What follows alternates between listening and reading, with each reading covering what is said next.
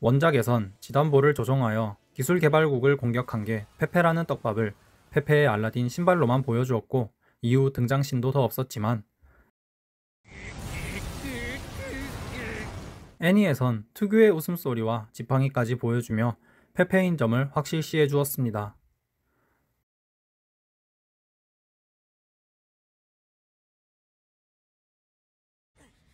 키르기의 더제일에서 분량을 다 잡아먹고 있는 주인공 이치고.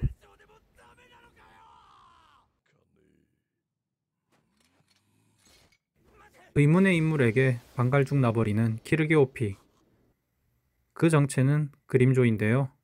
원작에서도 천백도를 잘 쓰지 않는데 천백도로 키르기를 반갈죽 내버렸습니다.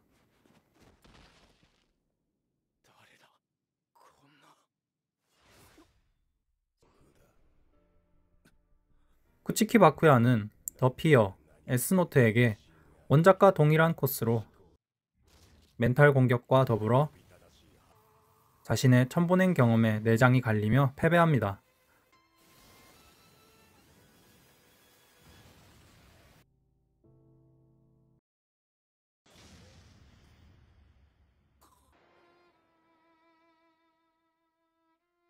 오라버니의 패배를 감지한 쿠치키 루키야. 원작에선 끝까지 밝혀지지 않은 적에게 뒤를 잡히는 장면이 나오는데 그쳤지만 애니화에선 그 정체가 확실히 밝혀집니다. 5화 초반부, 루키아는 누군가와 확실히 대치 중인 모습이었는데요. 5화가 나오기 전까지 그 상대의 정체는 1쿨 키비주얼에서 공개되었지만 원작에서 분량이 없었던 아스킨이라고 예상이 되었습니다.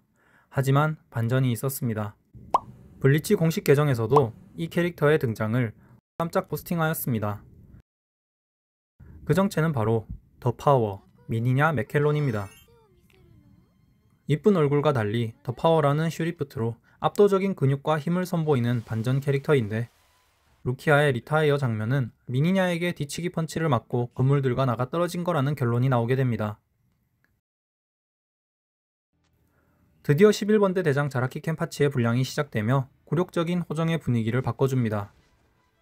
풀브링거 헐크, 기리코와 같은 반갈죽 결말을 맞이하는 더로워, 제롬, 힘을 복사하는 능력, 엘로이드의 패배, 아욘 대 키르게만큼의 다소 충격적인 연출인 더 퀘스천, 베레니케 멱따기 장면까지. 사실 켄파치는 오직 검술에 특화된 인물인데요. 천년열전 후반 제라드전에 들어서 만의 켄파치는 힘캐로서 무지막지함을 보여주기도 했었습니다. 이게 백타라고 보기엔 힘들어서 그 만의 예고로서 힘캐로서의 연출이 아닌가 싶기도 합니다. 정말 다시 봐도 화끈하네요.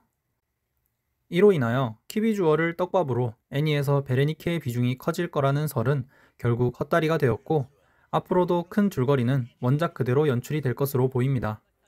이 말인즉슨 키비주얼에서 비중이 컸던 히라코 신지의 천년열전 분량 역시 역무라던가 만해라던가 별다른 활약 없이 원작대로 진행될 것으로 보입니다.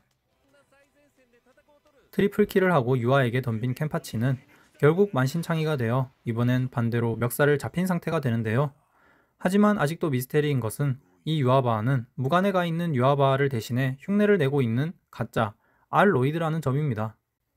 그저 기억을 복사하는 능력인 알로이드가 켄파치를 실력으로 압도한 것이 아직도 미스테리로 남아있습니다.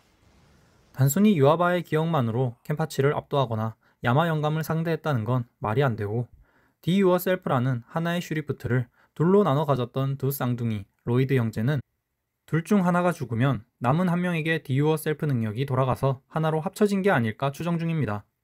그래서 동생 알로이드는 완전한 디 유어 셀프 능력을 가지게 되었고 힘과 기억을 모두 복사할 수 있게 된 것입니다. 하필이면 켄파치가 엘로이드를 죽임으로써 나온 결과이기도 합니다. 덕분에 힘이 약한 가짜 유아바아를 지키던 하시발트도 처음엔 꽤 당황하지만 켄파치의 일격을 한 손으로 막는 알로이드를 보고 그 사실을 눈치챘을 것으로 보입니다. 이미 원작에서 슈테르니터가 죽으면 그 힘은 사라지지 않고 퀸시들끼리 전달된다는 식의 묘사가 있었기 때문입니다. 이 장면은 그래미가 만들어낸 상상의 인물 샤츠 도미노가 등장할 가르간타 계구부입니다.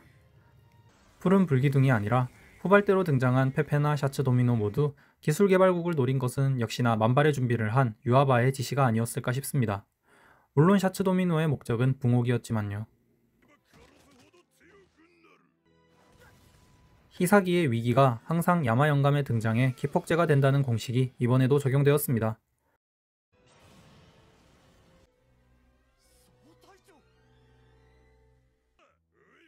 그리고 디오버킬 드리스콜의 오버쿡 장면은 베레니케의 성대결절 장면에 맞먹는 과감한 연출로 평가받고 있습니다. 사사키베 초지로와 야마지의 약 1000년 전 시점의 과거 회상씬이 꽤 길게 연출되었습니다. 일본풍의 배경과 분위기가 퀄리티가 좋았다는 평가를 받는 씬이고요. 사사키베는 과거엔 맹인이 아니었다는 점도 밝혀지며 어떤 전투 혹은 1000년 전 퀸시와의 전쟁에서 시력을 잃게 된 게 아니냐는 새로운 떡밥도 생기게 되었습니다. 우리가 흔히 알고 있던 사사키베의 만해, 황황 엄령 20의 사용 방식, 즉 드리스콜의 방식과 사사키베의 방식이 많이 달랐습니다. 이번 애니화에서 추가된 장면들 덕분에 밝혀진 것인데요. 뒤늦게 디테일한 설정들을 회수한 부분도 있다고 평가받는 공식 모바일 게임 브레이브 소울즈. 하지만 이번엔 브레소르 역시도 이 공격법에 대한 정보를 미리 제공받지 못한 듯합니다. 예전에 천년열전 캐릭터로 출시된 마네 사사키베 초지로 캐릭터인데요. 드리스콜처럼 마네로 번개를 소환한 다음 적에게 번개를 내리꽂는 정도로만 묘사되어 있습니다. 하지만 애니판 과거 회상에서 사사키베는 펜싱 칼과 같은 참백도로 구름에서부터 내려치는 번개줄기를 검끝에 모아 정강석화 같은 찌르기를 보여줍니다. 그리고 이번 연출이 오히려 펜싱검이라는 설정에 더욱 어울리는 연출이라는 평가가 많은 상황입니다. 신지와 모모가 5화에 첫 등장하는데 꼴이 말이 아닙니다. 적이 누구였는지는 밝혀지지 않았고 앞으로도 안 밝혀질 것 같습니다. 해외에서는 아이젠 편 이후 첫 등장인 단발의 모모를 반비에타만큼이나 비주얼 담당이라고 호평하고 있습니다. 야마 영감의 원작 초월 로켓 씬으로 각 부대의 대장급들이 자극을 받아서 다시 힘을 내며 5화가 끝이 납니다. 야마 영감의 종착지는 역시나 유아바하.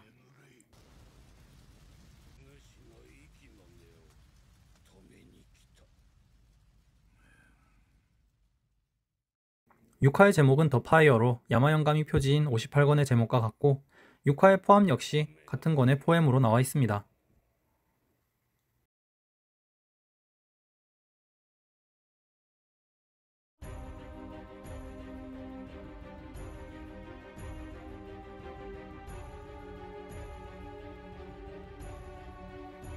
가디젠 피셜 사상 최강의 참백도 유인약화. 그의 만의 잔화 태도가 얼마나 장엄하게 연출이 될지 너무나 기대가 됩니다.